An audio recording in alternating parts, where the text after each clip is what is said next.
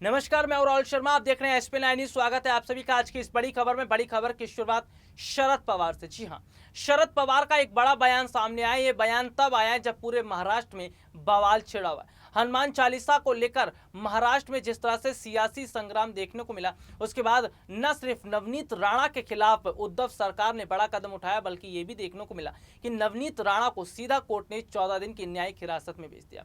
ऐसे में ये खबर सामने आई कि महाराष्ट्र में महागठबंधन टूट सकता है। महागठबंधन तोड़ने की बीजेपी की बड़ी साजिश का खुलासा हुआ है। लेकिन शरद पवार ने क्या कहा है, इस पर भी हम अपने दर्शकों को बताएंगे। दरअसल शरद पवार ने कहा कि महाराष्ट्र में अगर चुनाव होते हैं तो किसको बड़ा फायदा मिलेगा।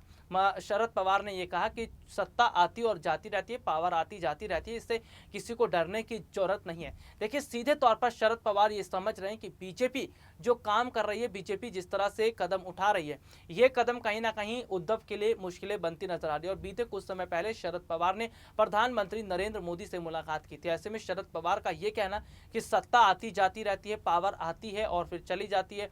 और साफ तौर पर उन्होंने बोला कि कुछ समय पहले कुछ पार्टियों ने यह कहा था कि हम सत्ता में आ रहे, लेकिन ऐसा नहीं हो पाया। तो शरद पवार बहुत सोच समझकर इस वक्त काम कर रहे हैं और माना जा रहा है कि बीजेपी के साथ अगर उनकी नजदीकियां बढ़ती हैं तो उद्धव